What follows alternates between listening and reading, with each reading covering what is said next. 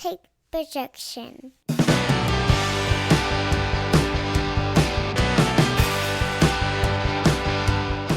It's Friday morning, and you know what that means. It's time for another episode, finally, of the Alabama Slam podcast. I'm your host, Corey Hanna. What's going on, guys? It's Patrick Akers. We are back in this motherfucker. We've been off for a few weeks. We've had a lot of stuff going on, both of us, work-wise, deadlines and employee shortages at Patrick's business, and a lot of stuff happening. And but we're back, yeah. And I didn't even watch wrestling for probably 2 or 3 weeks at least. I just didn't have time.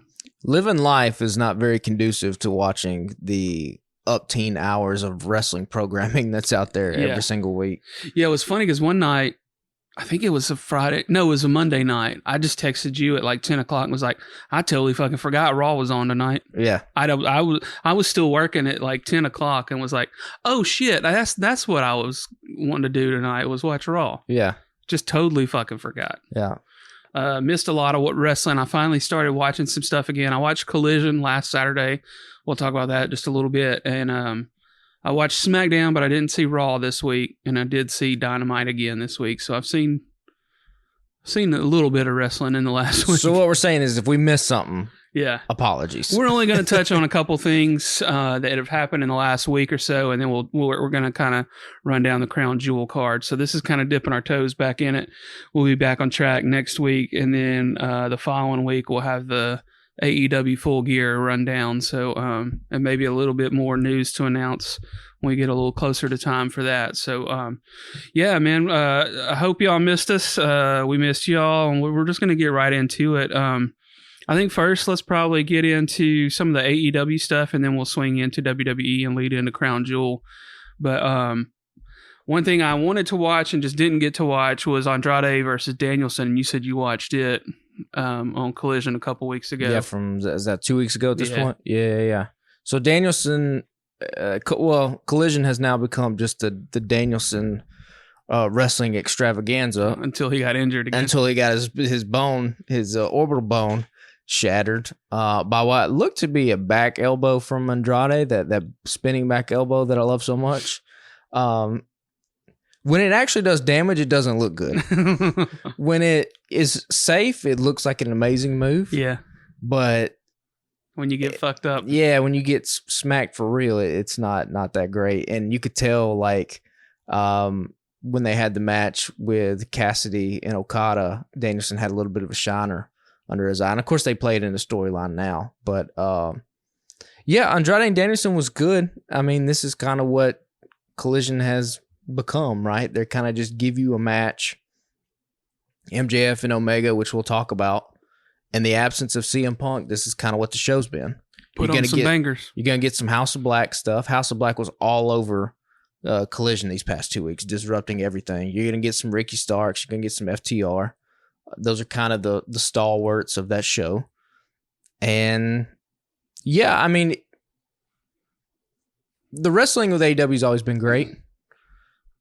It's the stories that are trying to pick up, but now I guess leading into basically the one main story that is circulating throughout all of AEW is the MJF saga, the saga of friendship or lack of friendship that he has now had.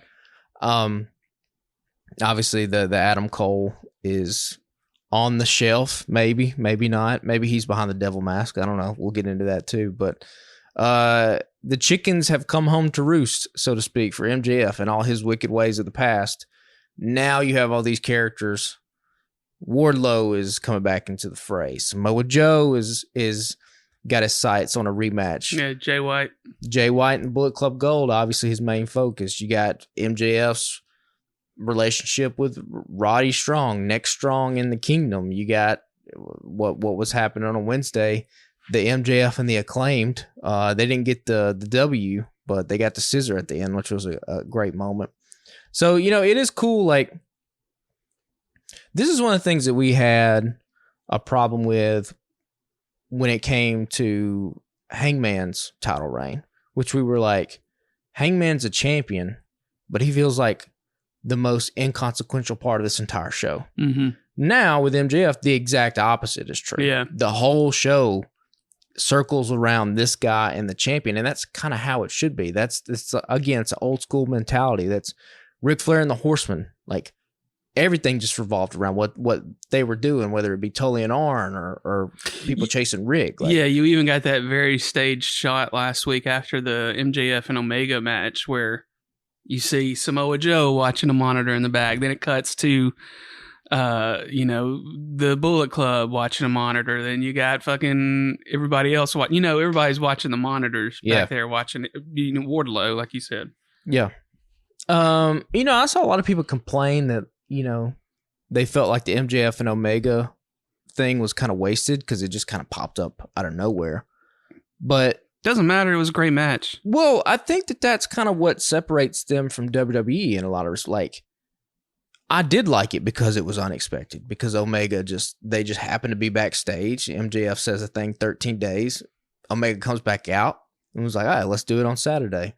And then you get the great closers, 6 days, bitch. And then they go put on a fucking classic, another classic in Collision. Yeah, I texted you that night. I was like, this is just free pay-per-view material on a Saturday night. Yeah, and I think it makes it surprising. It makes it exciting. And you have two of the best going out there, not stealing the show, because that's what they went on with like 40 minutes left. So they gave them time. Mm-hmm. And yeah, man, MJF continues to just pass every single test with flying colors, I think, personally. The only thing that I absolutely despise about the storyline he's in right now, I cannot stand the fact that Jay White just fucking has this belt. Well, this is what got me when because I watched the match this morning, was the fucking ref just gives it to Jay at the end. I was like, okay, you got control of this motherfucker. Yeah. Like, I get it, but this could easily be solved. You just give the man his belt. Like, yeah, explain it to me in kayfabe. How does this make sense? Like in kayfabe, how does Tony Khan not go to Jay White and be like, you're not the champion. I'm about to put on this match between Omega and MJF. It's a huge match, two of the biggest stars in the company. We're going to have that fucking belt in the middle of it. So give it back to me or I'm stripping you of your match. Yeah, the whole gear. point of that match was to be like, okay, MJF's fixing to beat your record. Yeah. For the amount of consecutive days he was a champ. Yeah. That belt needs to be part of that. It needs to be there at the end of the match. So when MJF beats Omega, Omega can rip the belt away from the ref, and you'd be like, oh shit, is Omega going to do it? And then Omega does the thing where he hands it to MJF or puts the belt on him as like a passing of the torch, because Omega's getting up there in years and age. And there was a nice show of respect between them. Yeah, they're both baby faces. Like, the fact that the fucking world champion is coming out with the Ring of Honor Tag Team Championship belt, and that's the only belt he has, is just, I don't know. Weird. It's horrendous, is what it is. It's absolutely stupid. I mean, it'll make it right, I'm sure, at Full Gear, but it just looks weird on TV. Too. Like, if you're just somebody just casually tuning in, you're like, what the fuck is even happening here? Right. Like, Jay White doesn't need the belt consistently. All we needed from Jay White is Bullet Club Gold puts down the champion. The show goes off the air. Jay White's holding the title, and then he just lays it back on MJF. Sure. Done. It's how you do it. Like, I don't know. It just was so. That's why when Collision started Saturday and MJF came to run out, I thought he was actually going to grab the belt, because I was like, oh, they need the fucking belt. No, he just didn't. He just failed. Didn't get it. So that is absolutely a terrible decision, I think. But look, Juice Robinson continues to be entertaining. He got some heat a couple weeks ago. Did we record after that? We might have been on a break. I think, I don't think we recorded with the quarters thing. People get up on arms about stuff. Listen, it's wrestling. I don't care one way or the other. Probably a little ill-timed, but I didn't think anything about it until people started popping off on Twitter, and then I was like, oh, okay, I see, but he's been doing this. And it died down in a couple of days. Like, no one's even talked about it now. Did we decide? Have we looked? Have they sold card blades yet? Oh, I don't know. I don't know if there's full size ones. Yeah, I don't know. Somebody in the crowd had another one last night, so I don't know if they're printing them themselves or what. Maybe they're making their own. I like Jay White. I don't know. He seems to be getting not the right kind of heat. It's kind of like a little bit of like get off the screen type of heat. And I don't think he does himself any favors with the promos. I think he could just keep them a lot shorter. to me, he should be presented as like, when I talk, I say a few things, and then when I get in the ring, I just beat the shit out of people. Yeah. Like the AR Fox match to me was, I get he's a heel, a little bit too competitive. I think I would have had it more one-sided for Jay White. Because again, you were trying to present him as a legitimate threat to the world title, especially when it's a guy like MJF, who we've seen him go toe-to-toe with Bryan Danielson. We've seen him go toe-to-toe with Jon Moxley. On that same show, he went toe-to-toe with Omega and beat him. Like, so I don't know. I think Juice still has, I'm not saying that Jay White should, take him out of the main event scene, but like, I don't know, maybe Juice should do a little bit more of the talking, and Jay, just kind of as the guy. The leader. Yeah. That doesn't have to say much. Matt Jackson had a little too much hair dye in his hair last night. Did you notice that? I did notice that. And you want to talk about feeling that they don't feel important. Did you feel that way? I don't think they have been in a while. Like when they came out, I was like, this is kind of like Omega, for whatever reason, has just not been with them, and they got Hangman Page now. But like they're kind of doing that Omega Jericho story, and then they had the Bucks in that angle last night, where they're like, "This is our locker room," or whatever. And then you have Swerve, who does his thing. Yeah, he breaks into Hangman's house. That was pretty cold. I thought was fantastic. Yeah. Swerve continues to just be a star on that show. It is kind of cool. Like I saw a thing on Facebook, and this was not a good thing, that like this year, and I don't even know if this is true, this could be bullshit. The Facebook graphic said that like Jeff Jarrett has wrestled more TV matches than Hangman and Omega and Jericho and all these other stars. I'm like, that's not a good sign. Like, yeah. But now, for the past probably 2 weeks since we've been on this break, the stars are out for Collision and Dynamite. Like we've gotten Omega, we've gotten MJF. It's rating season. Yeah, we've gotten all the big names there. Jericho's there every single week.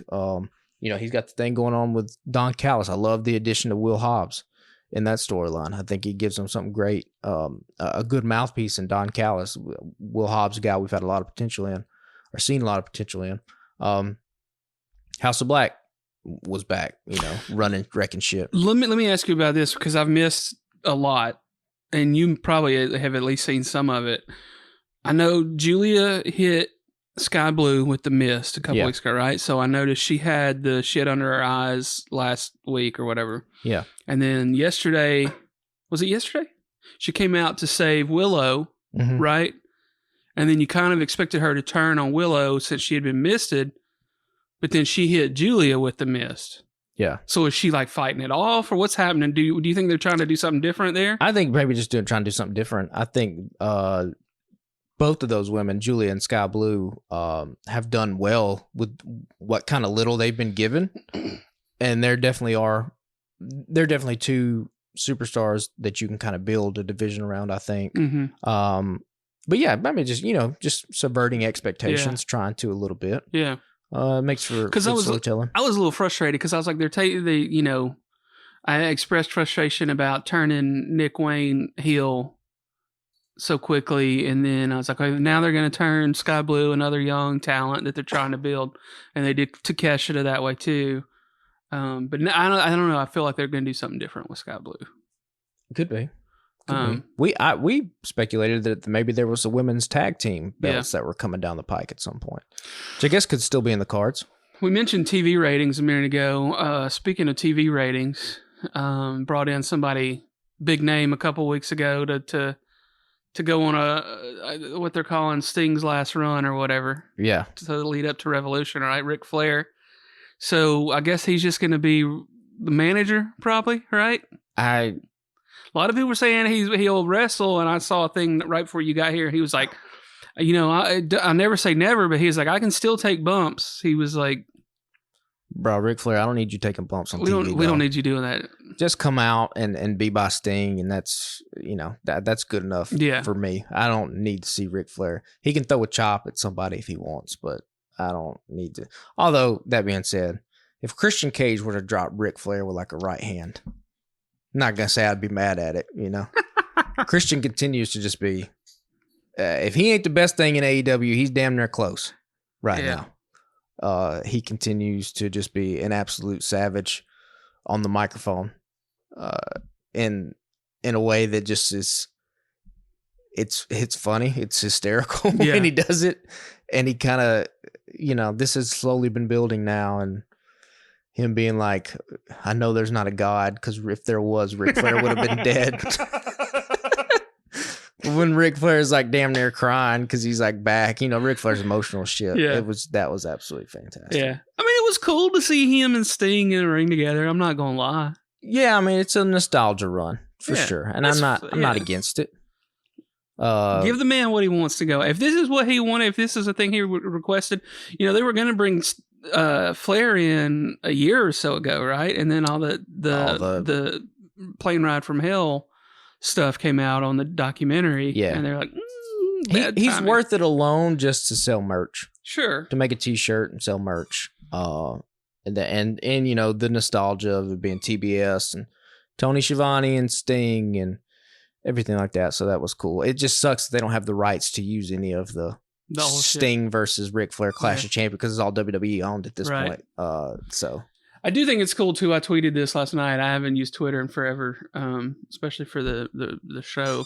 But I really like the way that Adam Copeland shows respect to Schiavone every time he comes out. Yeah. It's like every time he's out there, he's like, "Man, would you just look at this? I'm almost fucking in the ring with Tony Schiavone." Yeah. I just think that's cool. Yeah, and I guess he's now inserted himself firmly into the Sting, Christian Cage, Darby Allin story. Yeah, there's a big 3-on-3 match at Full Gear. Yeah, in a couple weeks. Yeah, and then I guess the last thing from AEW is who do you believe is the mysterious person behind the devil mask? I've only seen the one thing with the devil mask, which was from a month ago, probably at this point. Oh, so he's been popping up randomly. Yeah, see, I've missed all of that. Random little things. Yeah, the big thing was they beat down Jay White. That was the first group one, yeah. of them. That was the first one. Then there'll be a handful of just like devil mask pops up. I think it was either Saturday night or Wednesday night. MJF did a promo and then immediately cut to a devil mask guy, and it was like glitching like he had hacked into the show, and he puts his hand over the camera. I mean, Adam Cole is the number one suspect, I would think. They've now added pay-per-view December 30th, World's End, in MJF's. Go ahead, but we'll circle back to that. In MJF's backyard, which you would have to think if they're going to do the bidding war of 2024 thing, maybe that's where MJF drops the title, and that's an Adam Cole being thing. I will say this, though. This is probably at a 0.0005% chance of this being real. If motherfucking CM Punk is behind that goddamn devil mask, okay, I will legitimately lose my shit. I don't think he is. I would not put money on it. But if they have somehow concocted this thing and this is a fucking long con, and that would be goddamn genius. I mean, counterpoint, it'd be the dumbest thing ever if it's Jack Perry. Surely to God, it's not. Okay, so I would put it at the list of it's Adam Cole. It is a superstar that we have not seen yet. Maybe somebody from MJF's indie past, which I think would be a really stupid way because you've not like Richard Holiday, indie. They were a thing in MLW. A lot of people don't know about that, so that would be dumb. It could be Kyle O'Reilly. Again, but that's not a payoff. Also, yeah, not huge. It could be MJF himself, which I don't even know. That would be weird. That would also be kind of stupid. And then I would. The only two proper answers are Adam Cole or CM Punk. Yeah, and I would put 99.99999% that it's on Adam Cole, which is going to be good. It'll be a good payoff. Sure, but I'm just saying, on the long off shot that it is somehow Mr. Phil Brooks. I mean, we will be. I'm talking about to be in for a wild fucking ride. That would break the internet. Yeah, it would. How would they keep it quiet for that long? Well, I don't know. It is wrestling after all. But that would be that sure would be that would be wild. A sight, shit. yeah. I never even crossed my mind. So the last night, the major announcement from Tony Khan I was like, okay, well, this is what he's going to announce, a streaming deal, because they got another goddamn pay-per-view in December. Another $50. I was like, he's going to announce the deal.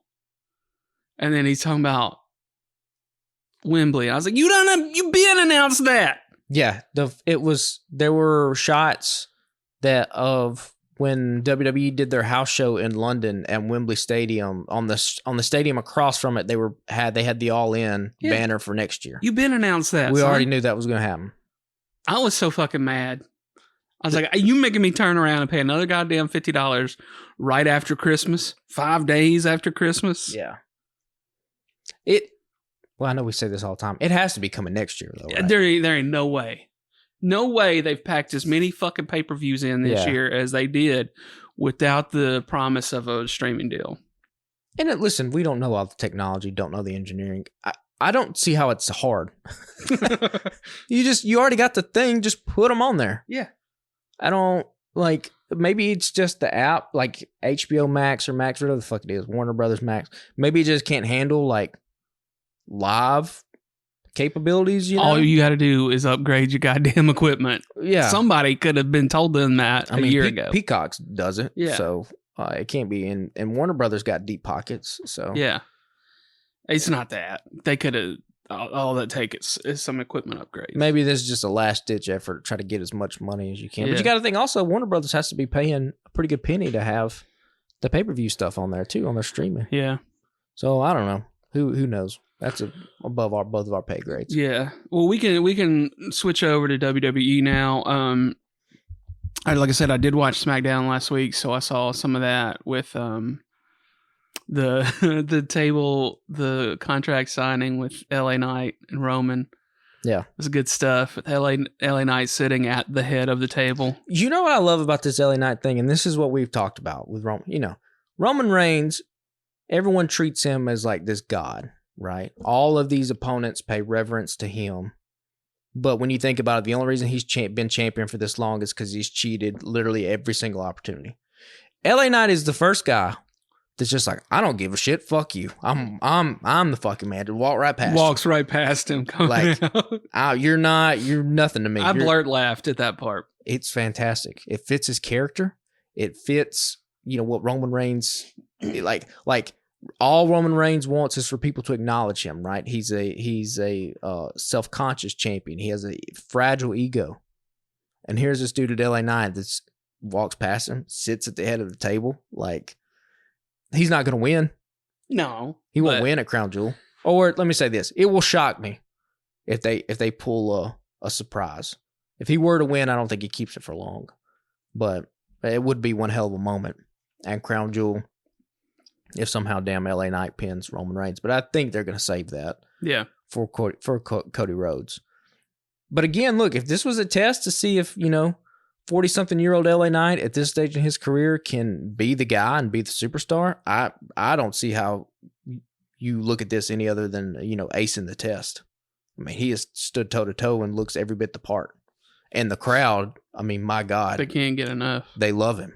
So, yeah, I'm excited about this. It's, again, I see these TikTok things, people posting like, here's LA Knight's entrance from like 8 months ago, just compared to now, like, and no one was cheering. And now it's like, we sure as hell weren't. Yeah. It's like bordering on like Attitude Era type of pops. When LA Knight faced Bray Wyatt in a goddamn Mountain Dew match, we were like, what the fuck are they doing here? Yeah. And LA Knight could have gone from that and just been another dude. Like a Mr. Kennedy type guy or a dude who, we would look back and be like, damn, that maybe he would have had some potential, but some things just didn't work out for him. And now he's in segments with who is inarguably the biggest box office draw that WWE's ever had in Roman Reigns. So it's crazy. I speculated this would happen at Rumble. Mm-hmm. And they just said, fuck it. We pull the trigger now at Crown Jewel a couple months before. And like, it's football season. We need some eyeballs. And I mean, it's working. Yeah. It's working for everybody involved. It keeps Roman Reigns fresh too. It gets him away from the Jimmy J solo thing for a little bit. And he can kind of go on this thing with LA Knight. Similar to what the Sami Zayn stuff right around this time last year was sort of the same thing. It was sort of a detour. Yeah. They kind of, well, not a really detour, but it was an infusion of fresh new material into this story. So Sammy and Jay already, not Sammy, Cody and Jay already lost the belts, right? They did. Okay. Back to the Judgment Day. Yeah, that's what I thought. Yeah. I missed that. Which we kind of speculated they probably wouldn't hold on to those things for long. At least we got a fun press conference out of it. You got a firm press conference. And again, like there is a utility, I think, in having things that are legitimately surprising happen. Like that was the thing about the Attitude Era, is that when you turned it on, like who knew what was about to happen? You know, anything could happen. And I think having modern day wrestling, like that's kind of been a knock you can have against it. Is that it's kind of just been too scripted, too obvious. So yeah, just having a little pop, boom, Cody and Jay win the championship. Boom, fucking holy shit, LA Knight disrupts Roman Reigns' legendary reign. I don't think that's gonna happen, but it would be something people would talk about. So, do you have anything else you want to talk about in WWE before we jump into Crown Jewel? I don't think so. We can talk about it. We'll talk about the things as we run down the Crown Jewel card. We already mentioned LA Knight and Roman. Yeah, we kind of touched on that already. So, for the World Heavyweight Championship, Seth Rollins versus Drew McIntyre. What do you think happens here? They probably keep it on Seth. But this new attitude change from Drew, I think, is welcomed. First of all, Drew is a fucking behemoth of a man. Yeah, it's a large fella. He's absolutely ginormous and can work. So this should be a good match. You know, we talk about show stealers all the time. This might be. I would expect that this match is better than the LA Knight and Roman Reigns match for sure. I'm looking at the card on CBSSports.com, and they've got a prediction here that McIntyre wins, that Damian Priest cashes in and wins the title. Like, how long is he gonna hold on to that contract? I just still don't buy Damian Priest I think that they've presented him. He's a tag team guy. Yeah. I don't think he's a world heavyweight champion material. Now, that doesn't say much because a lot of people have cashed in that briefcase and done whatever. You know, if they don't pull the trigger on the LA Knight surprise upset, maybe they do go with something like that where it's a quick title change and another quick title change. And, you know, you get out of Crown Jewel and Judgment Day's got all the titles again. This next one looks pretty simple to pick. Rhea Ripley versus Nia Jax versus Zoe Stark versus Shayna Baszler versus Raquel Rodriguez for the Women's World Championship. Yeah, I think it's Rhea Ripley. Yeah, there's no way they take that off of her at the moment. No, I don't think so. United States Championship, Rey Mysterio versus Logan Paul. I wouldn't be surprised if Logan wins this. Yeah. You know? Ray's had a good run with the title. He's had a good run. Logan coming off his fight, the boxing fight against what's the fuck his name? Dylan Dennis or whatever. Mm-hmm. You know, Logan has a lot of momentum whenever he comes into WWE, big name recognition. Why not give him the belt for a little bit, you know? Hell, if he wins this, he might walk into WrestleMania with the damn United States Championship, and that could set up LA Knight versus Logan Paul at WrestleMania for the U.S. Championship. Yeah. That'd be cool. Yeah. Cody versus Damian Priest. I think Cody, yeah. I think that they've protected Cody quite a bit in his singles run here. John Cena. And we didn't talk about this, but during our break, we got the stare down between Cody and Roman. So that's still in the back of it's still in the back of their mind. This is where we're getting to, which was a nice stare down. Yeah. You know, they were like, hey, we're doing a lot of stuff, but just in case you're worried, here's still what we're getting to in Philly next year. It's not Mania season yet. Yeah. John Cena versus Solo Sikoa. Solo. Yeah. John doesn't need to be winning matches now. No. Especially at any moment the actor strike could end and he's fucking right back. Yeah, he gone. Get him through Saturday. Yeah. And then Women's Championship, Io Sky versus Bianca Belair. I don't know. I could see this one going either way. Yeah, I don't know. I like Io. She's had some good matches. Yeah. But Bianca's such a star. Yeah, and she's been gone for a while. Yeah, it's kind of like the Charlotte Flair thing. Like at any point, Charlotte could just win the title, and because that's just who Just she because, is. You know? yeah. Bianca's in the same class. Like at any point, she could just win a title, And nobody would be mad. yeah. Yeah. I don't know. Maybe Io will win. Keep it up for a little bit longer. And the kickoff match, Sami Zayn versus JD McDonough. Sami Zayn. Yeah, although now that, well, They might cheat or something. I mean, who knows? and I still think that Sammy.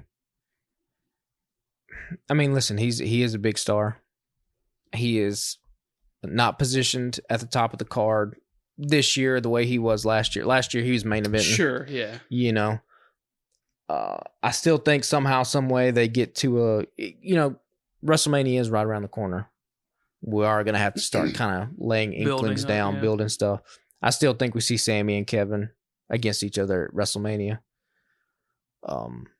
Don't know if that has any kind of implication here in this match, but I think it's probably just a way to get Sammy back in front of that Crown Jewel audience. Yeah.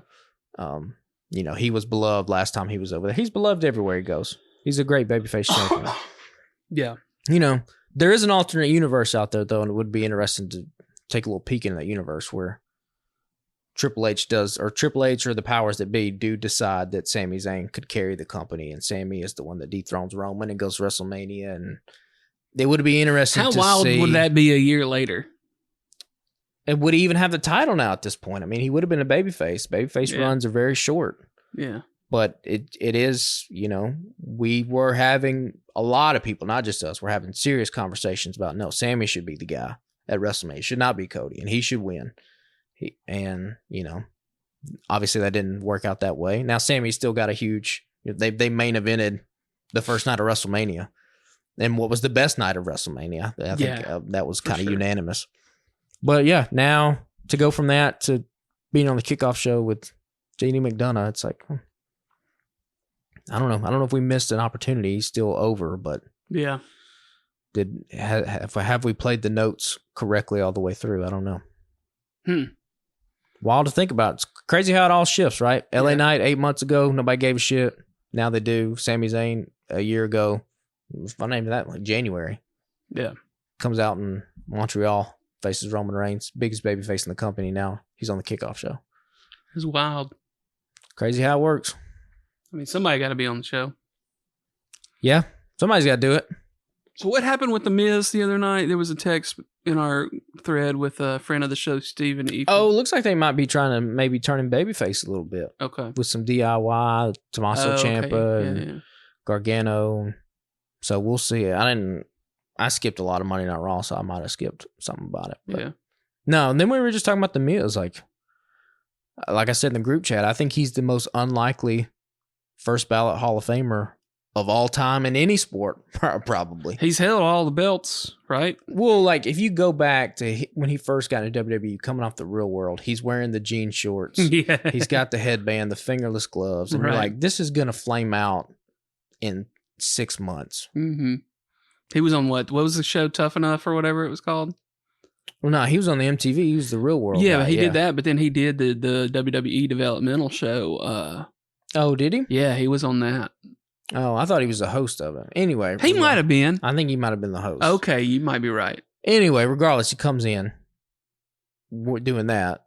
People forget he main evented a WrestleMania with John Cena in Atlanta. That's a very shitty WrestleMania. And it's a very shitty WrestleMania main event with him in it. Mhm. But he did do it. You can't take Yeah. it away from him. It was funny because I was regularly watching The Real World back then. Yeah.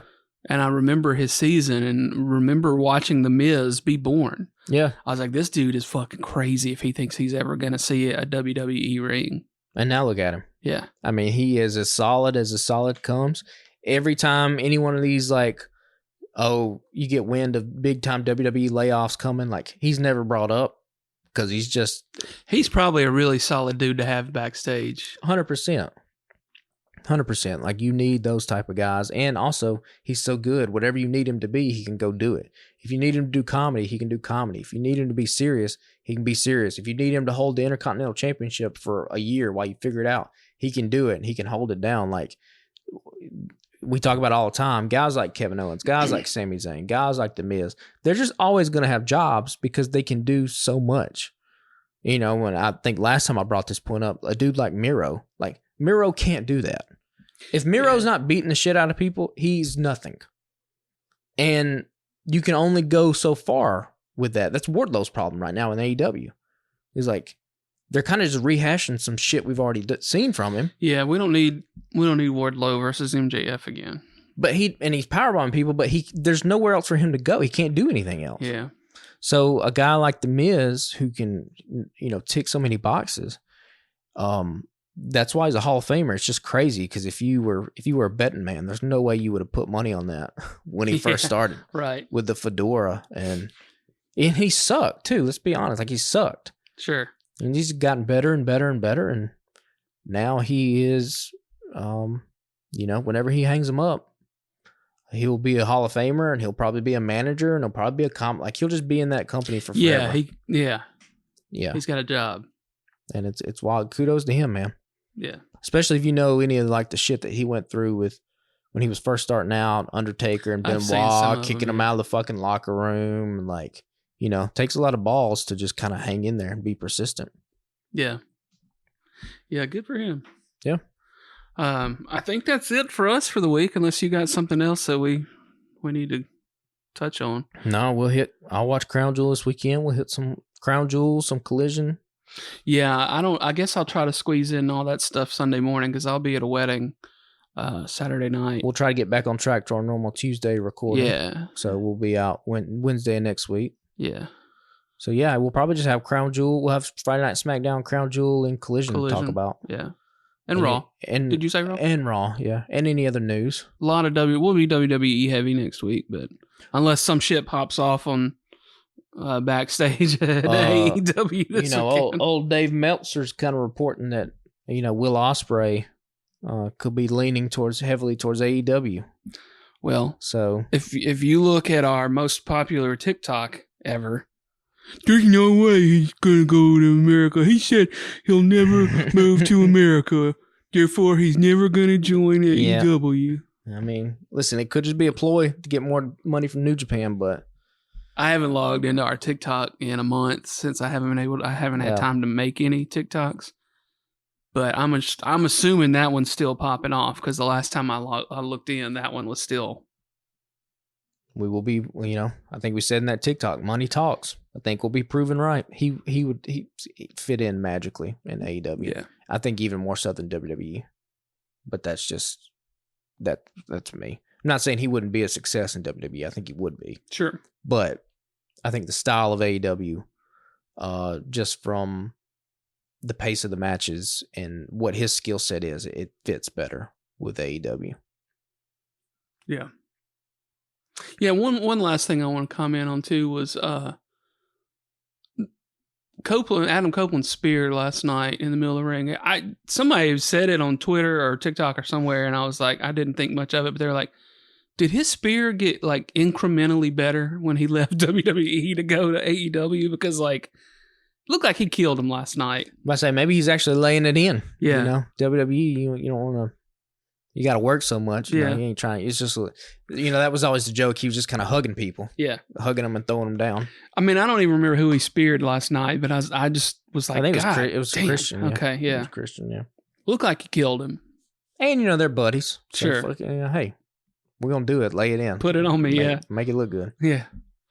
All right. Well, I think that's all I got, man. I'm just glad to be back. And we'll be in a routine. Try to record next Tuesday. Get it out on Wednesday. Y'all share us with your friends if you like it. We got, you know, Crown Jewel this weekend. And then what is it? The following weekend or weekend after that for full gear? 18th. Yeah. And then another goddamn AEW pay-per-view. November 30th. Yeah. Survivor Series will be sandwiched in there.